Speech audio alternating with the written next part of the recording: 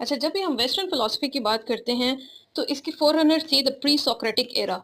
और क्योंकि हमारे सिलेबस में ये इतना ज़्यादा इम्पोर्टेंट हिस्सा नहीं है, just for the sake of MCQs और एक जनरल अंडरस्टैंडिंग के लिए हम इसके ऊपर एक ब्रीफ सी डिस्कशन करेंगे।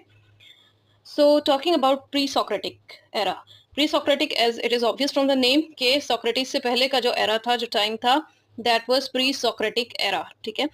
और उसमें प्लेटो, एरिस्टोटल से पहले के जो फिलोसफर्स थे, उन्होंने शुरू कर दिया था scientifically thinking.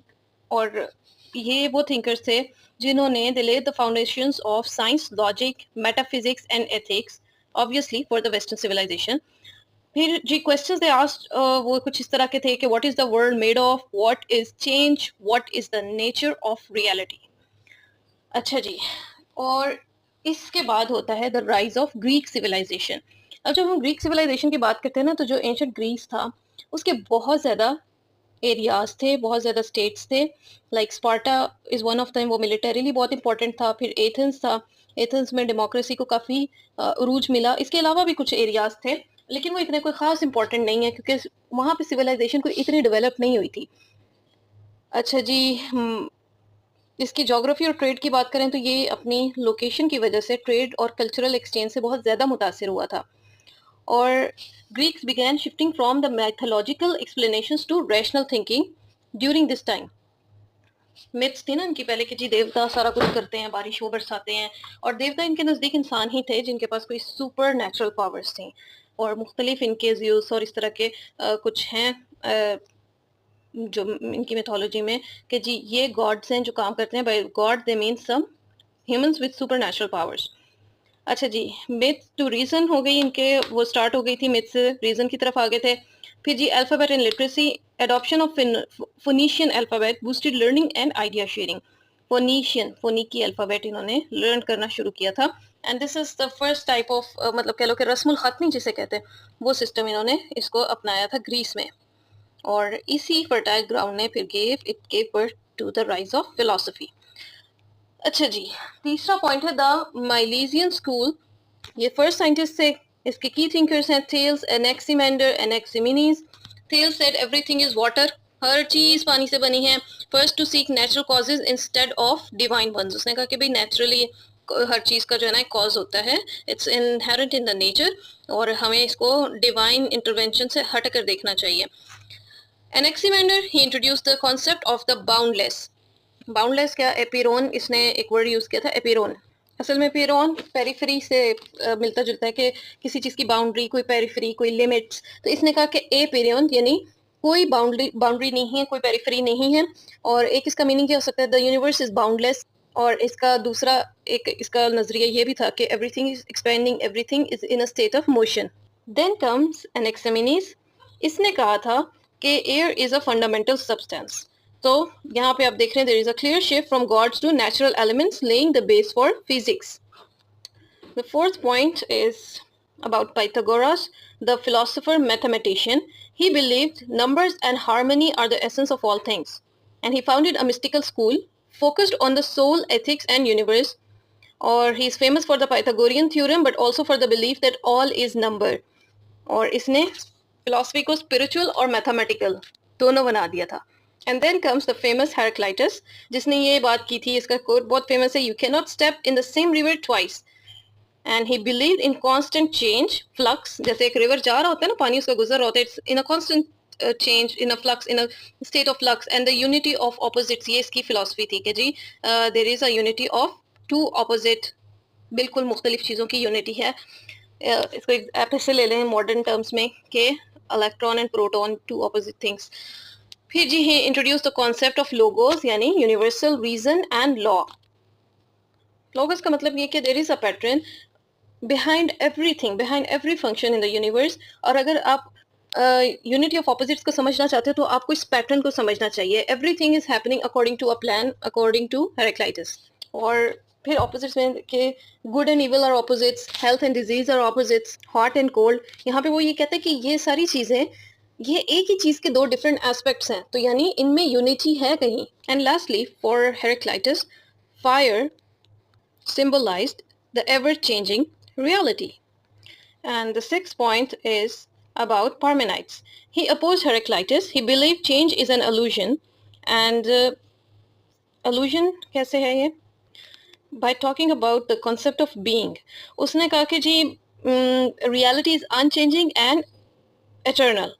Or he distinguishes between what is being and what is not being. He argues that only being truly exists and it is ungenerated, undestructible and unchanging. और वो कहते हैं कि एक ही नेचर है, only one nature, and true nature of reality is a unified unchanging whole. ठीक है, एक यानी पूरा होल है, किसी चीज का एक इकट्ठ है जो कि बिल्कुल चेंज नहीं हो रहा, और हर तरह की रियलिटी, हर तरह का सच वही एक अनचेंजिंग होल है. रियलिटी वो कहता है इनडिविजिबल है, उसके कोई पार्ट्स नहीं है, और जो हमें अलग अलग चीजें नजर आ रही हैं, this is just because of sensory perceptions. और Parmenides had a great influence on Plato. उसने एक डायलॉग विद पार्मेनाइड्स भी लिखा हुआ है. Seventh is एम्पाडोक्लिस. एम्पाडोक्लिस ने कहा था कि four classical elements earth, air, fire and water, they act as the fundamental building blocks of all matter. ठीक है, ये वही बेसिक वो जो फिलोसफी का हम शुरू होते थे ना, तो ये कॉन्सेप्ट इसने दिया था, एम्पाडोक्लिस ने. He propose that these elements which he called roots, ये रूट्स हैं, जड़ें हैं, और इटर्नल एंड अनचेंजिंग. बात उसने वही पिछली वाली की, पार्मेनाइड्स वाली, कि इटर्नल है, अनचेंजिंग है, but their combinations and proportions they create the diversity of the world we see. ठीक है, वो कहता है कि ये डिफरेंट कम्बिनेशंस में जब मिलते हैं तो ये एक डाइवर्स वर्ल्ड, एक मुख्तलिफ किस्म की दुनिया बनाते हैं जो हमें नजर आती है. He also introduce the concept of love and strife as cosmic forces that cause the elements to combine and separate. ठीक है, ये मोहब्बत और दुश्मनी है जिसकी वजह से मुख्तलिफ एलिमेंट्स अलग भी होते हैं, जुड़ते भी हैं, leading to cycles of creation and destruction. So we can say that his philosophy was an early attempt at the chemical theory of matter. और वो कहते हैं कि अ बैलेंस ऑफ एलिमेंट्स ये क्या करेगा, it will result in the health of the universe. अच्छा, अब यही सारी चीज़ें थी कि आज़ादी के साथ वो गुफ्तगू कर रहे हैं, राय दे रहे हैं, और हालात काफ़ी अच्छे जा रहे हैं.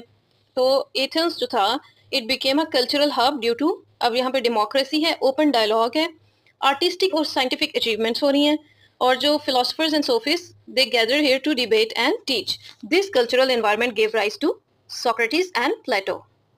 अच्छा जी, अब हम आते हैं, 9th पॉइंट है एनेक्सागोरास. इसने बात की थी कॉस्मिक इंटेलिजेंस का कॉन्सेप्ट दिया था.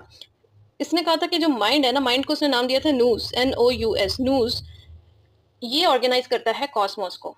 And how does it do that, इसकी थोड़ी सी फिलोसफी ये इस तरह की है कि जो माइंड है, नूस है, it is an immaterial thing separate from the material. और लेकिन मटेरियल को मोशन में, एक व्हिर्लिंग मोशन, एक सर्कुलर मोशन में हमारा माइंड लेके आता है.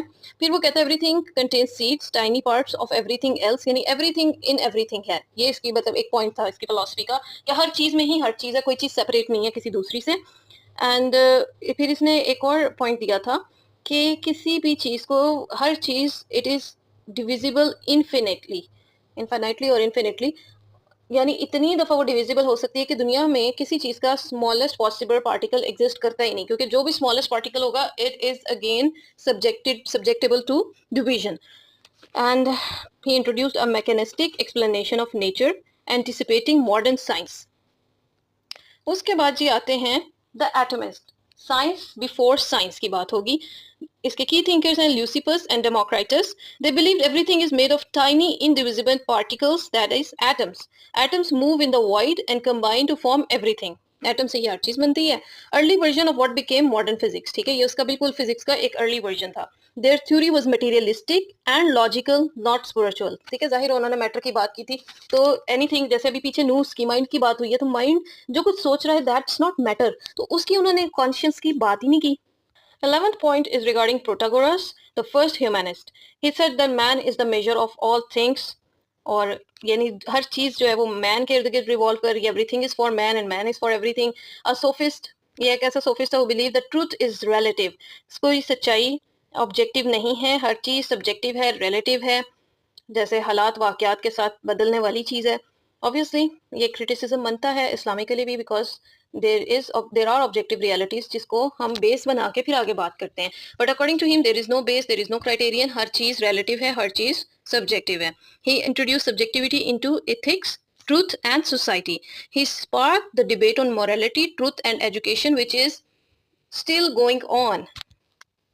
ये जो पोस्ट मॉडर्निज्म की हम बात करते हैं, तो इसके डोर तभी ओपन हो गए थे.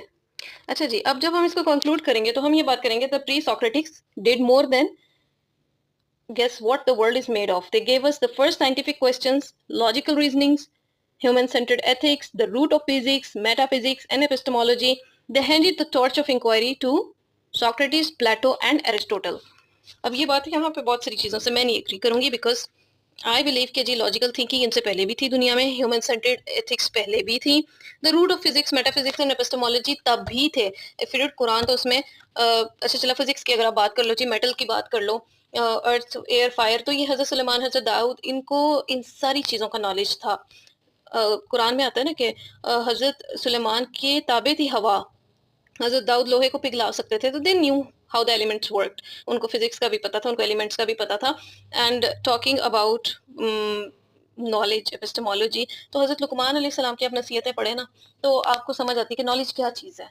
और मतलब ये नहीं है जो बेसिस है ना, it's all around the denial of God, और एक अपना जो है ना फिलोसफिकल मेथड। मुझे यूँ लगता है, मुझे ये समझ आती है अपार्ट फ्रॉम यानी हमारी स्टडी करिकुलर के हट के बात अगर करें ना, तो ये जो फिलोसफी थी ना, Greek philosophy, it was a religion in itself.